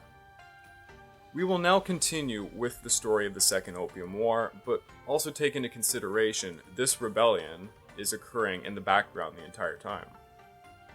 On February 1856, a French priest, Abbé Auguste Chapdelaine, was converting some Chinese in a village called Zilin in the remote province of Guangxi. Unfortunately for Chapdelaine, the Taiping rebels took over Guangxi and made it a resistance sanctuary. Chapdelaine was arrested and imprisoned, put in a cage set up in the village square. He was deemed in violation of Chinese law, and the Manchu authorities seemed to think that he was part of the God Worshippers. Ironically, Chapdelaine and other Catholics hated the God Worshippers because they were a bastardized proto-Protestant creed of rebels. The poor priest was beheaded on February the 20th, 1856, dismembered and eviscerated. The French press went on to claim that the Chinese cut out his heart and ate it. Historians believe this is just an urban myth, however. France obviously was enraged, and the French representative in Canton, the Comte de Courcy, sent furious letters to the city's viceroy, Yi Mingchen. Yi knew the French had no stomach to fight, and chose to insult them by replying that the atrocity occurred because of a case of mistaken identity. He said that Chapdelaine dressed and spoke like a Chinese, so nobody knew that he was French. The British would also encounter a major problem. On October the 8th, 1856, a lorcha ship named Arrow was transporting rice from Macau to Hong Kong when it was seized by a Chinese war junk. You see, the Arrow was registered as a British vessel, thus giving in special access to some ports, but its entire crew was in fact Chinese. Like many other vessels, there was a British figure, head captain, Mr. Thomas Kennedy in this case. His presence on board protected the vessel, but on October the 8th, he was having dinner with another captain on another ship nearby. The Chinese authorities boarded Arrow and arrested her crew, bounding them and taking them aboard their war junk. It turns out a few of the Chinese crewmen were previously pirates, and the authorities knew about it. Mr. Kennedy protested all of this, of course, stating that the ship was in fact a British registered vessel and that they could not do this. Mr. Kennedy ran to the help of the British consul, Harry Parkes. Parkes rallied against the authorities, saying it was a gross insult and violation of national right that the Chinese had committed, stipulating the Treaty of Nanjing that required the Chinese ask permission of the British consul before arresting a Chinese citizen serving under a British registered ship. Parkes did not, however, check the registration. It turns out it had expired. Regardless, he deemed the crew to be handed over immediately. The Chinese commander explained that he could not hand them over, knowing that a few of them were pirates and they needed to be further interrogated. Parkes refused to accept the situation and asked the governor of Hong Kong, Sir John Bowring, to seize the Chinese war junks that had commandeered the Arrow. On October the 14th, the British gunboat Coromandel took the Chinese vessel without a fight and towed it to Wampao. Yu Mingchen ignored the incident, trying not to provoke the British. At this point, Bowring had a chance to inspect the registration of the Arrow, which Parkes did not bother to do so, and figured out that it had thus been expired, and the Chinese were in fact not in violation of the treaty at all. Despite this discovery, Bowring was determined to goad Yi Mingchen anyways and demanded the entire crew be handed over with a public apology within 24 hours. Yi returned the crew, but refused to apologize, pointing out how the British were in fact wrong. Yi's sly remarks seem to have given Parkes and Bowring an excuse for hostilities. On October the 23rd, Parkes ordered Rear Admiral Sir Michael Seymour to seize and destroy 4 barrier forts south of Canton. 2 of the forts fired back at the British fleet before surrendering, and 5 defenders died. They would in fact be the first deaths of the Second Opium War. Seymour's easy victory inflamed Parkes' war fever, and he sent word to Yi on October the 25th, demanding the British be allowed to enter Canton, or else they would bombard the city. On October the 28th, the steamer Encounter shelled the rooftop of the viceregal residence. Yi responded with a bounty price on British heads of over $100. Within a day of bombardment, the British had blown a hole in Canton's walls. A force of sailors and Marines poured through the hole on October the 29th, with the British planting the Union Jack on top of the wall. Oddly enough, even though the US was officially neutral during all of this, one American envoy to Hong Kong, a James Keenan, was seen waving the Star and Stripes during the fort's attack, apparently visibly drunk. The British began to shell Yi Mingchen's palace through the hole in the wall, but soon pulled out as they did not have nearly enough men to hold the city. Yi then sent word to Parkes with an offer of truce, but Parkes refused and instead made vague remarks about allying himself to the god worshippers. It was of course a bluff. The British saw the rebels as Jacobins and preferred to deal with the Qing Dynasty. Now in the meantime, the British continued the siege on Canton and attacked Chinese warships in the Gulf, while also destroying local forts in the area. By November, trade had evaporated because of the siege, and our old friend Hao Kuao and other members of the Kohong merchants faced financial ruin. They tried to appeal to Parkes and Bowring, but it was to no avail. In December, Yi mistook the British lack of manpower for a lack of resolve and ordered the destruction of the Western factories within the city. Yi's generous bounty of British heads led to an atrocity on December the 29th. The Chinese crew aboard Thistle, which carried mail from Hong Kong to Canton, mutinied and beheaded 11 European passengers. The heads were brought to Yi for the $100 reward. This pressed Seymour to telegraph Britain of all the incidents that were occurring. The Arrows and the Thistle incidents provided the fuel for military actions. Bowring asked the Governor-General of India, Lord Canning, for reinforcements.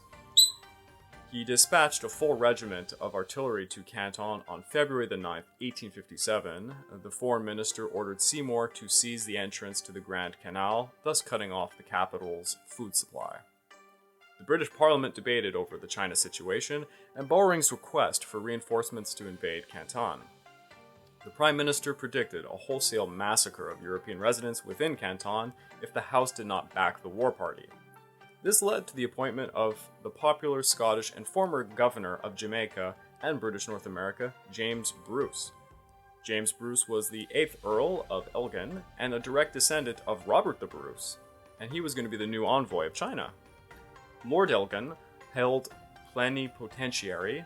This means a diplomat is given full authority by the government, and he was given orders to acquire the right for Britain to send permanent ambassadors to Peking to conduct negotiations directly within the imperial court, demand the opening of new ports for British ships, to force the Chinese to comply with the provisions of the Treaty of Nanjing, to use military force as a last resort.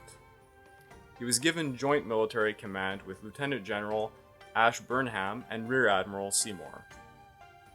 Now, on his way to China, Elgin got word of a new major catastrophe.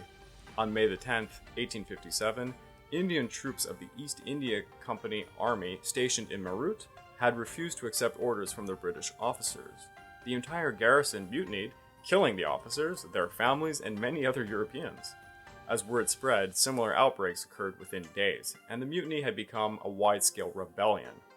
Soldiers were joining the disgruntled Indian princes tired of the British Raj. Britain was in serious danger of losing complete control over its greatest imperial possession, and honestly the foundation of its world power. Elgin arrived in Singapore on June the 3rd with letters from Lord Canning, the Governor-General of India, who was waiting for him. Canning was in a crisis and asked for troops to be diverted to help him quell the rebellion. Elgin then sent 700 troops of the 90th Regiment to India immediately. Elgin then traveled to Hong Kong on July the 2nd, 1857. Seymour, Parkes, and Boring immediately pressed their new boss for an attack on Canton, which was backed by 85 British opium merchants. Elgin ignored their pleas and pressed for negotiations because he did not want to risk toppling the Manchu dynasty. This could have led to the balkanization of China, in which the Taiping rebels could take control. Such circumstances would obviously not be favorable to the British trade.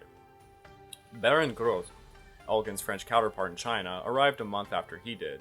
Gros wanted to attack Peking instead of Canton, while Elgin still argued for negotiations. In November, William Reed, the new American minister appointed by President Buchanan, arrived aboard steamship Minnesota. He said the position of the United States was to remain neutral in the inevitable conflict. Lastly, Count Euphemus Putitin, I'm sorry for the pronunciation, Russia's emissary, arrived in Hong Kong with minimal firepower. He came with a separate proposal for the emperor involving territorial demands in Manchuria to help deal with the Taiping rebels. Despite his efforts at negotiations, Elgin was eventually forced to give in to his war-hungry allies. December 1857, 3 ships carrying 2,000 British soldiers from Calcutta sailed into Canton's harbors, followed by the French fleet under Admiral Rigaud de Genlis.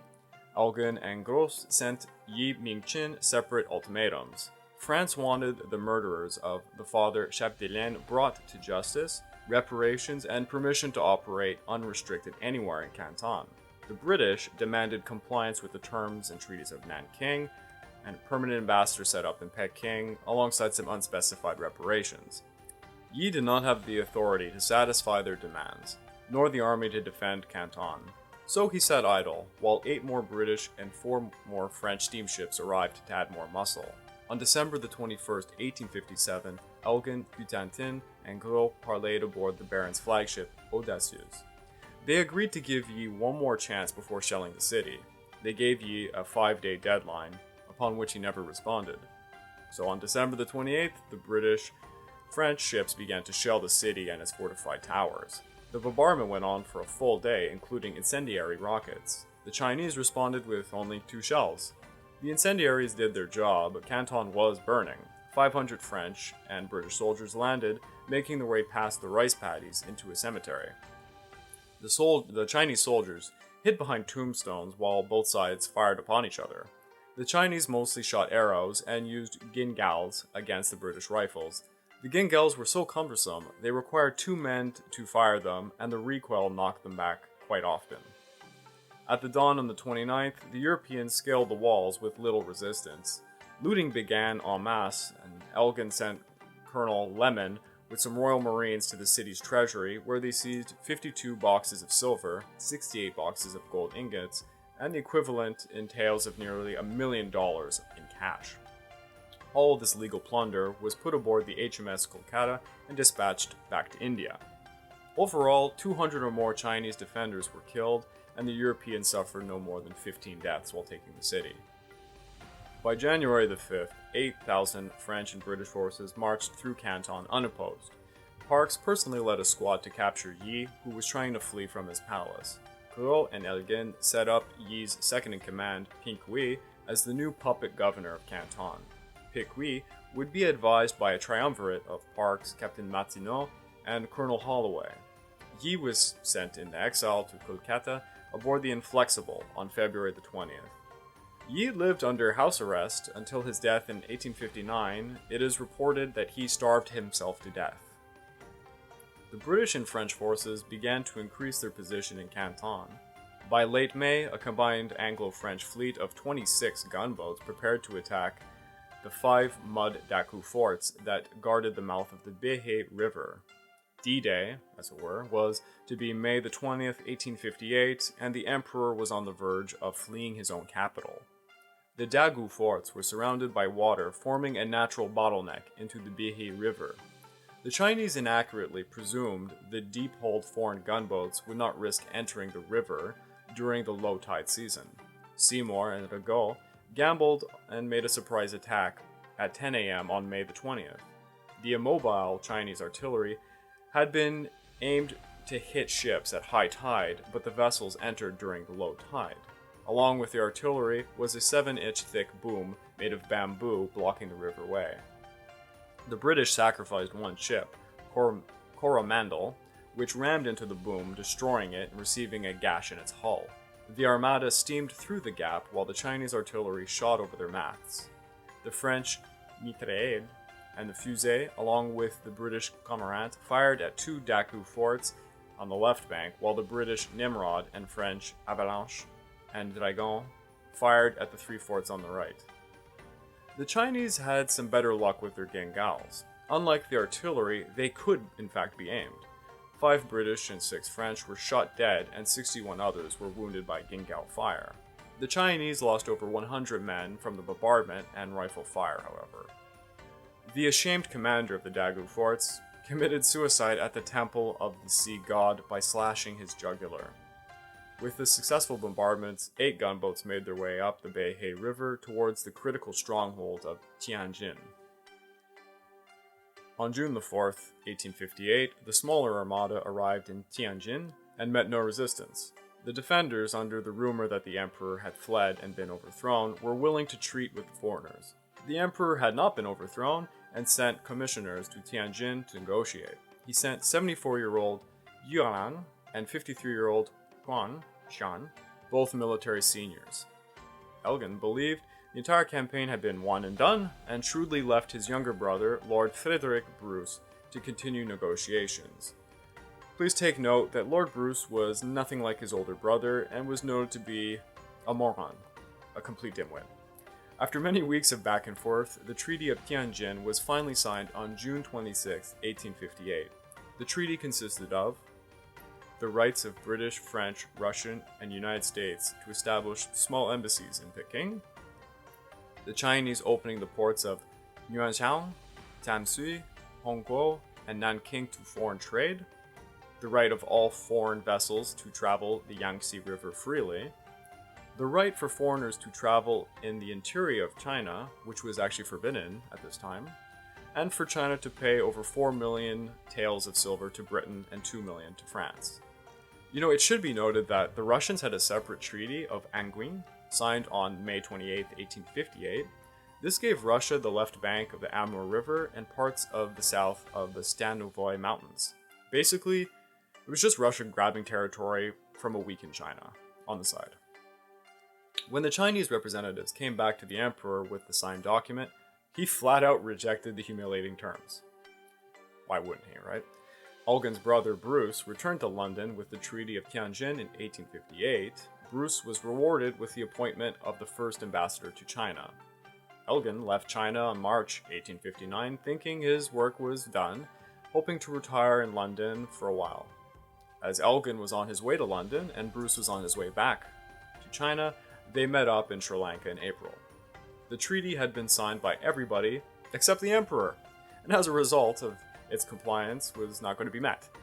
This obviously enraged Bruce, who arrived at the mouth of the Beihai River on June 18, 1859, with a force of 16 warships to force the compliance of the treaty by going directly to Peking. The emperor ordered 3 bamboo booms, 3 feet thick across the Beihai River to block their armada. On June 25th, the viceroy of Chihili province, King Fu, strongly suggested the European ambassadors meet in Bitang instead of Peking to ratify the treaty. Bruce, enraged by all of this, ordered the ships to bombard the bamboo booms and Chinese cannons laid around them. For a change, the Chinese cannons were better aimed this time. 8 sailors were blown to pieces as they fired back. This is the first time in a few episodes I've actually mentioned the Chinese cannons did something, so it's starting to work. By early this evening, 5 British ships were immobilized and 1 sank. The British ships were now only past the first boom, facing Chinese guns on both sides of the river. At 7 p.m., as the Chinese fireworks illuminated the sky, Captain Shadwell and 50 Royal Marines and French soldiers under the French commander Tricot landed on the mud flats outside of the Dagu forts. The attackers waddled through mud up to their knees under fire from Jingals manned by the fort's defenders. The attack bridges and ladders they brought to scale the forts were completely destroyed in the gunfire. Stuck in mud, Shadwell and his forces were quickly pinned down and they were forced to retreat. The British and the French suffered high casualties. Shadwell was wounded himself and Tricot was dead. More than 1,000 men were either killed or wounded. On July the 1st, Bruce was informed that another assault on the forts without reinforcements would be impossible and in fact suicidal at this point. To try and save face, Bruce reported to London that the sudden military prowess of the Chinese was because Russians secretly were helping the Chinese at the Dagu forts. Bruce claimed that men in fur hats with European dress were observed directing Chinese troops. This, of course, was all fabricated, it's just propaganda. Ironically resembles how the United States initially reported that Germans were commanding the Japanese forces at Pearl Harbor because it was inconceivable that an inferior race could get the better of them. You see the comparisons here. I thought it was a good example. The real reason the Dagu forts were so successful this time around was because of Mongol Prince Seng, who had previously crushed the Taiping rebels. He was in command. As a result of the Dagu fort victory, the Chinese enjoyed a spectacle of Western representatives coming to Peking. The US ambassador Ward was tricked by the Chinese into traveling in a small wooden cart to Peking in order to humiliate him as a barbarian. The Chinese told him this was how the Russians liked to travel in China, and Ward went through the kowtow situation and refused to do so until the emperor became angry and sent him away. Ward then went to Pitang, where Chinese officials signed the treaty with him on August 15, 1859, without the emperor interfering, because the emperor simply would interfere whenever he could. Back in Britain, Elgen argued to Parliament that an attack on Peking would help the god worshippers, and that a better strategy was actually to starve the capital out until they ratified the treaty. Bruce was ordered in April 1860 to issue a 30-day ultimatum to the Chinese. The Chinese officials responded quickly for once on April 5, 1860, with a straight-out no. The Chinese were emboldened by the Dagu fort victory and the inaction of the British at this point. It seemed that Bruce was completely out of his depth, and thus Britain replaced him with his older brother Elgen, who then returned to China in late April. Elgin's new orders were to demand for negotiations in the capital, an apology and reparations for the Dagu fort incident, and of course compliance with the new Treaty of Nanjing. The British received a brand new weapon, the Armstrong field gun. This is impressive. It was a 25-pound gun with the accuracy of a rifle combined with the destructive power of a cannon. It was designed for scattering large armies with exploding shells. The French were armed with an outdated Napoleon gun, which was its equivalent. On July 26, 1860, 150 British ships and 50 French ships steamed up the northern coast and landed in Bietang, 8 miles north of the Dagu forts. From Bietang, a combined force of 1,000 British and 1,000 French traveled 4 miles en route to Tianjin, where they came across Prince Sang, whose cavalry was blocking the way. Hundreds of Manchus, Chinese, and Mongol cavalry were intimidating, so General James Hope Grant waited to assemble his forces.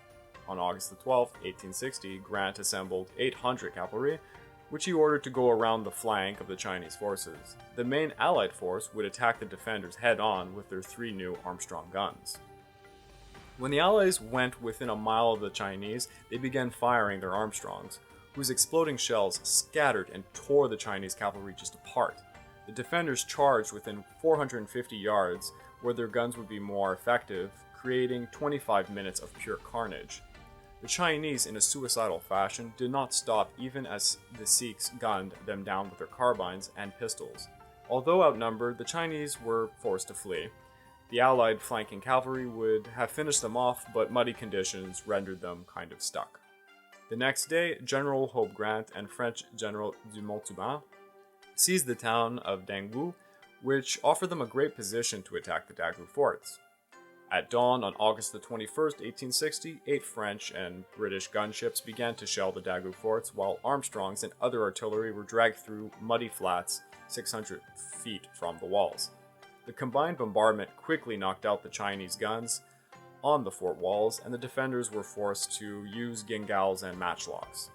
At 6 a.m., a lucky shell hit a powder keg inside the fort, exploding violently.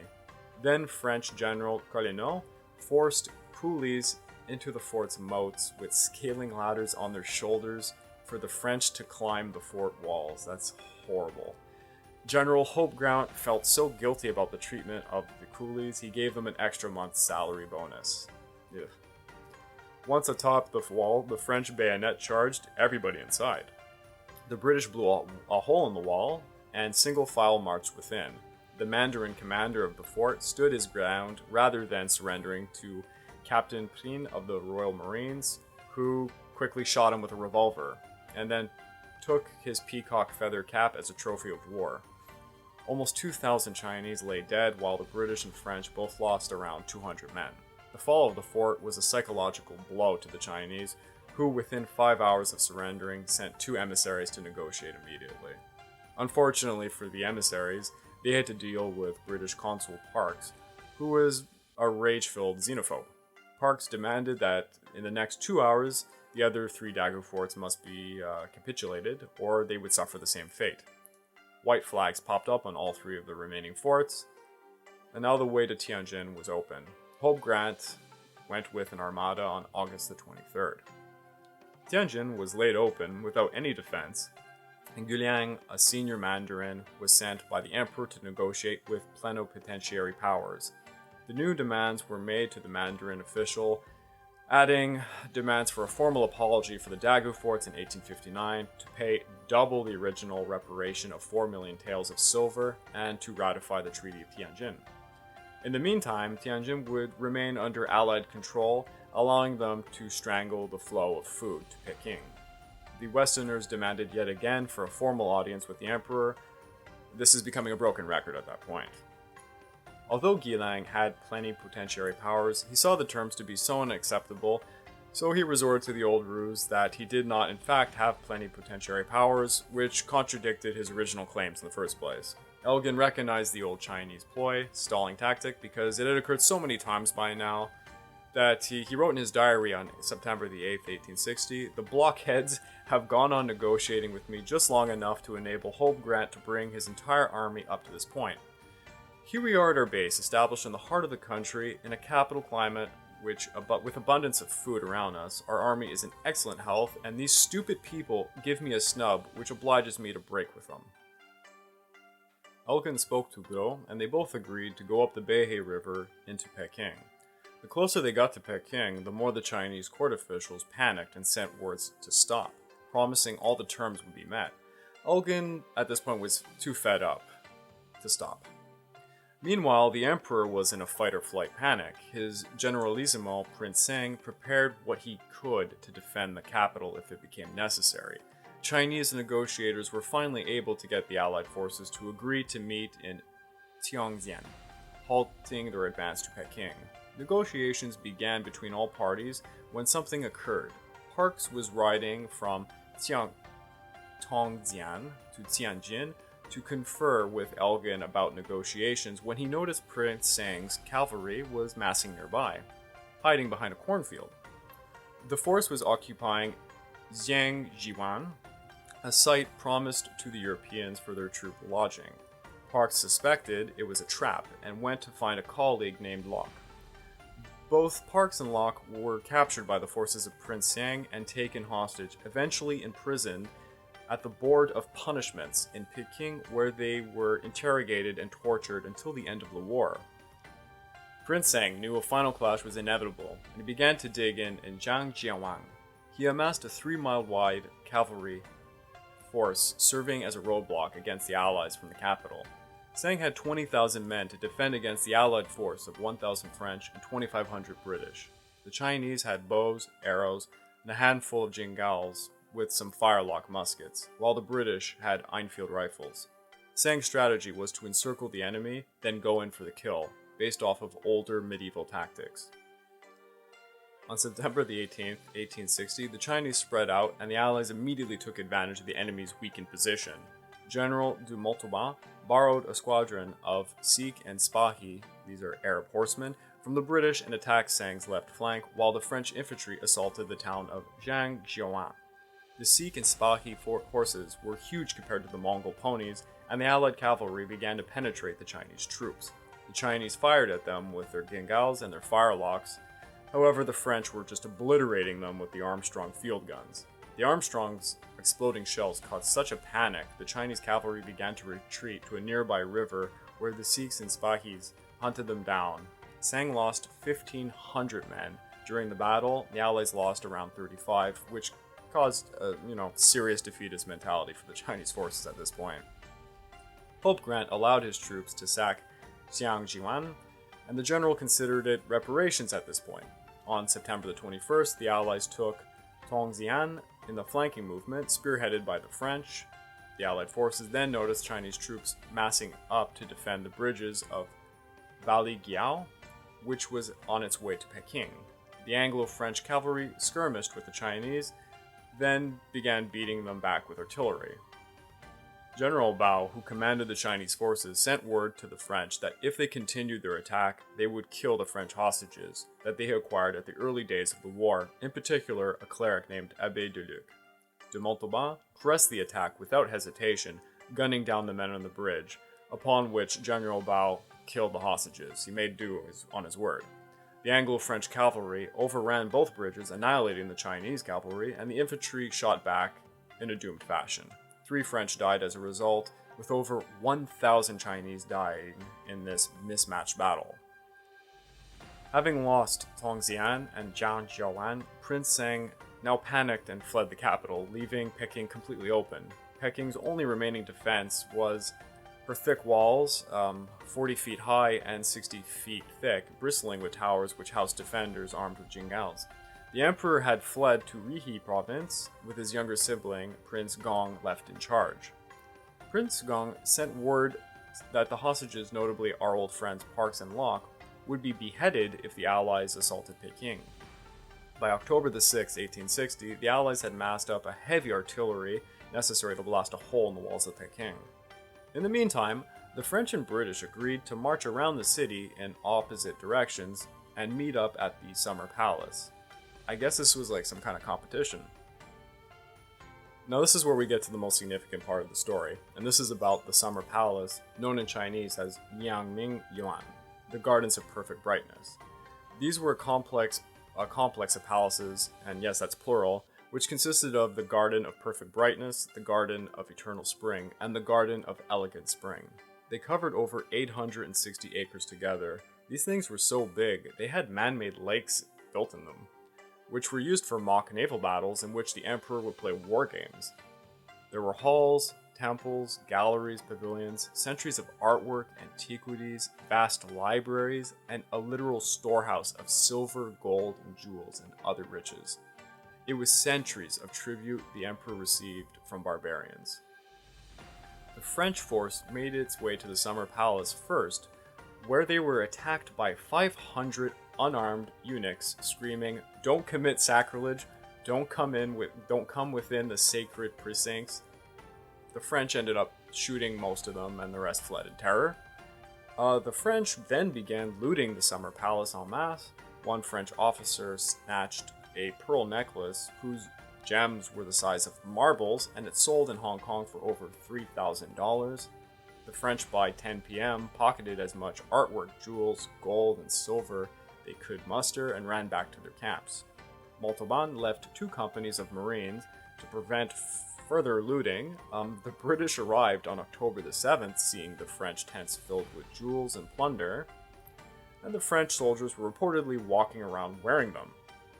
Pope Grant had no hope of stopping his own men, who then began to loot the Summer Palace in a similar fashion. On October the 8th, Pope Grant demanded that de Montauban split all the gold bars they found in the palace equally. Pope Grant then attempted to restore some discipline by ordering a public auction of the surrendered prizes. So the British auction ran from October 11th to the 14th, and each private ended up with about $17, an officer about $50. The French let their men keep what they stole, and interestingly, Baron Rothschild had an outstanding order with one French officer to buy anything he could get his hands on. Elgen finally arrived at the gates of Peking on October the 7th, horrified by the looting, but unable to do anything about it. Once negotiations began, Locke and Parks were transported to Gaomiao Temple in North Peking, where they received excellent treatment compared to the torture and interrogations of the past months. Prince Gong sent word to Elgen that of their status, and Elgen was, in joy because he assumed that they had already been executed. Elgen was obsessed at this point with the fate of all the prisoners under Chinese control, and this greatly influenced his negotiations. At this point, the Chinese used the prisoners as leverage, while the Allies held the Summer Palace as their hostage. On October the 8th, Parks, Locke, and diplomatic prisoners were freed as a result of enormous pressure from Elgen.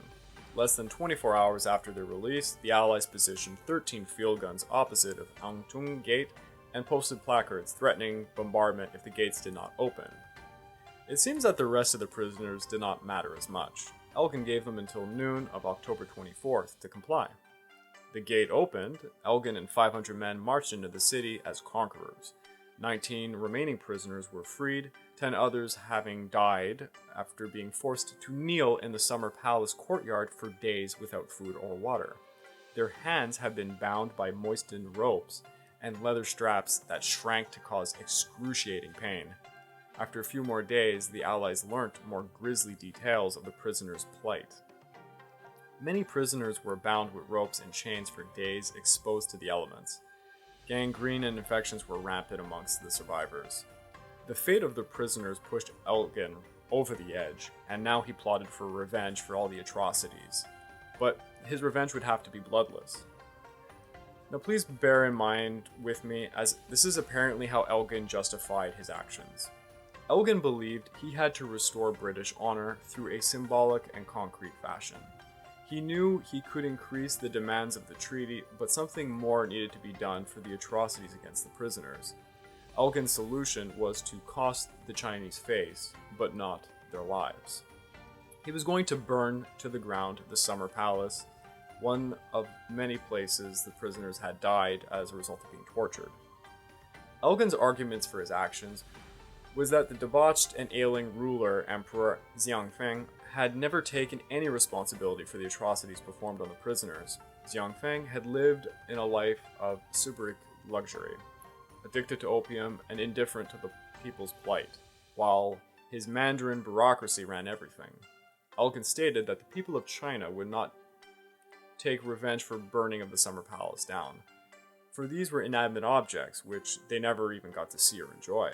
Elgen saw the punishing of the emperor being a personal one if he did so. To be honest, I find this event is very similar to the burning of the Library of Alexandria. It is an absolute tragedy. Centuries of history were lost while this summer palace was burnt. It is rarely talked about in the West, but has never stopped rankling the Chinese people. Through the nationalist regime and even in the People's Republic today, the ruins have never been fully restored as a reminder of European aggression. On October the 18th, 1860, the burning of the palace began, bringing an end to the Second Opium War.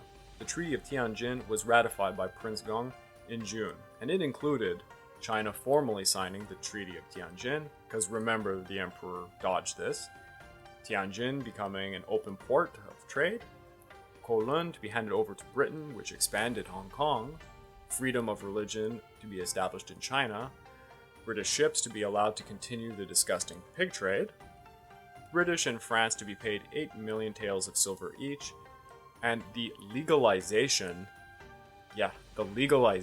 of the opium trade. Prince Gong was given a rare collection of French coins and an autographed photo of Napoleon III and his Empress Eugenie by Gros. Elgen was rewarded the Viceroyalty of India, a position that guaranteed major profits. He unfortunately died only 20 months after to an aneurysm in Kolkata, in the same city where Yi died. Kind of symbolic.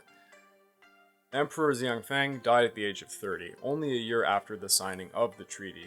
Completely humiliated, he went into seclusion and got himself high on opium, drank wine, and lived with his harem in Reihe. The emperor never returned to the capital and refused to meet foreign ambassadors or his own courtiers. He was so deeply in shame. Prince Sang continued to suffer military setbacks and humiliations.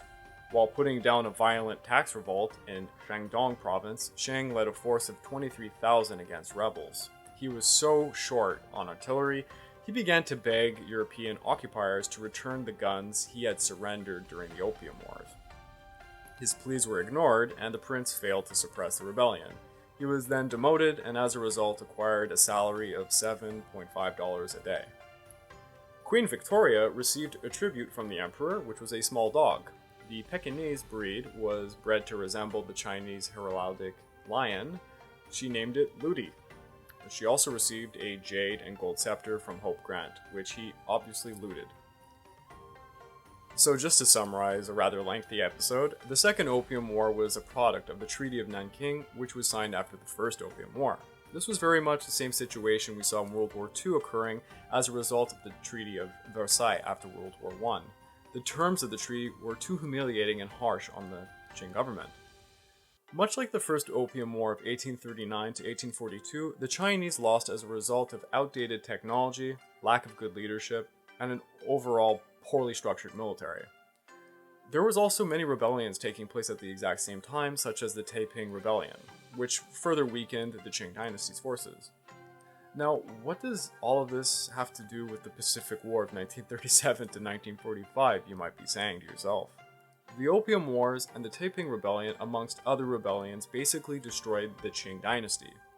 They were the stab wounds that eventually bled the old empire out, which caused a social revolution to take place in the early 20th century.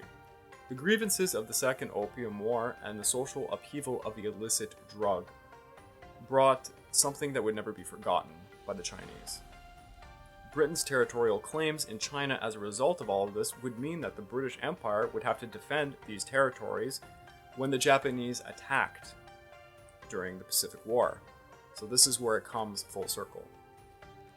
I hope you survived this long, and that's it for the Opium Wars. Like I said, the beginning of the next episode is going to be on the Taiping Rebellion, so please stay tuned for that, as these two events were concurrently happening. Hope you enjoyed this content. If you've not already done so, please leave a like, subscribe, and or a comment below. And most importantly, stay tuned for next episode. This has been the Pacific War Channel. Over and out.